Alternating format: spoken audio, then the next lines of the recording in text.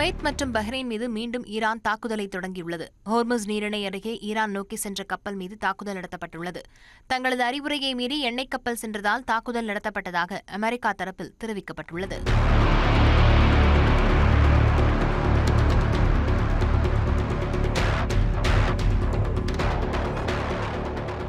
மத்திய கிழக்கு நாடுகளில் ஈரான் நடத்தவிருந்த தாக்குதலை தடுக்கும் வகையில் ஈரானின் கேஷ் தீவில் ஏவுகணைகள் வீசி தாக்கியதாக அமெரிக்கா அறிவித்துள்ளது. இந்த தாக்குதலுக்கு பதிலடி கொடுக்கும் வகையில் குவைத், பஹ்ரைன் மீது ஈரான் தாக்குதல் நடத்தியது.